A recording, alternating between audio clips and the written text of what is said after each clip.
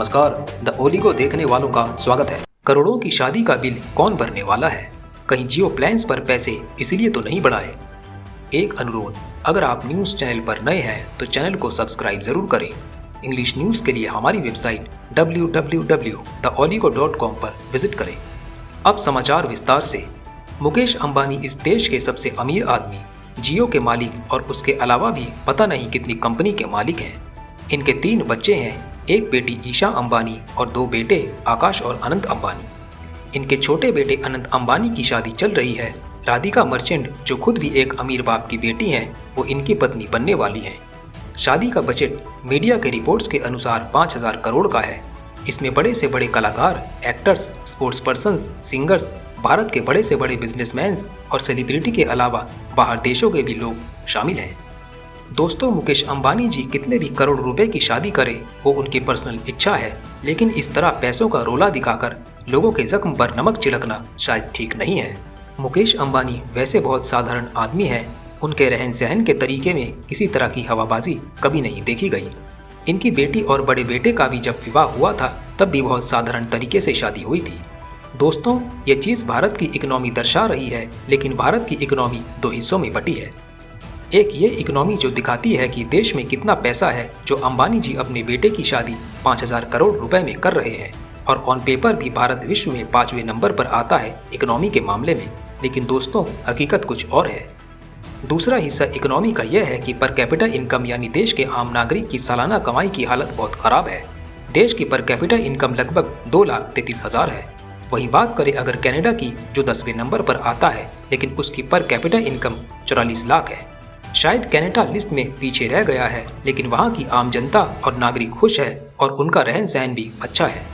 India का income inequality index अगर देखें तो आप देखकर दंग रह जाएंगे। 50% देश की जनता साल का सिर्फ 71,000 कमाती है। महंगाई के इस दौर में क्या 71,000 रुपये काफ़ी है एक साल के लिए? 40% जनता करीब 1.5 लाख कमाती है और 10% जनता 13.5 लाख। और वही बात करें बचे हुए 1% की, जिसमें हमारे अंबानी जी जैसे बड़े बिजनेसमैन भी आते हैं, उनकी कमाई है 53 लाख रुपए। 22.6% देश की इकोनॉमी उन 1% लोगों के हाथ में सिर्फ। चौंकाने की बात है कि कनाडा का पर कैपिटा इनकम और इंडिया की टॉप 1% आबादी की इनकम सेम है, और कहने के लिए इंडिया 5th इकोनॉमी है विश्व की। इनकम के अलावा भी अगर बात की जाए ह्यूमन डेवलपमेंट की, तो आइए नज़र डालते हैं। ग्लोबल ह्यूमन डेवलपमेंट इंडेक्स के अनुसार हम दुनिया में 134वें नंबर पर हैं। बात करें अगर ग्लोबल हैप्पीनेस यानी मन की शांति होगी तो लोग खुश रहेंगे, और इसमें भी भारत 143 देशों में से 126वें नंबर पर है ग्लोबल हैप्पीनेस इंडेक्स में। पाकिस्तान, भूटान और बांग्लादेश भी हमसे ऊपर है इस लिस्ट में। एक बहुत ज़रूरी चीज़ जिसको डेमोक्रेसी का 4th पिलर माना जाता है दोस्तों, जी हाँ, हम बात कर रहे हैं मीडिया की। यहाँ बात हो रही है मीडिया की, प्रेस की आज़ादी की, तो उसमें भी भारत 149वें नंबर पर आती है विश्व में। शर्म की बात है कि पाकिस्तान, श्रीलंका जैसे देश भी हमसे ऊपर हैं इस लिस्ट में। दोस्तों, कहने के लिए देश 5वें इकोनॉमी पर है विश्व में, लेकिन यहाँ आम आदमी की आर्थिक स्थिति तो आपने देख ही ली है। दोस्तों, देश का ज़्यादातर पैसा सिर्फ अमीर लोगों के पास है। जो अमीर लोग हैं वो दिन भर दिन और अमीर होते जा रहे हैं, और बेचारा गरीब और गरीब होता जा रहा है।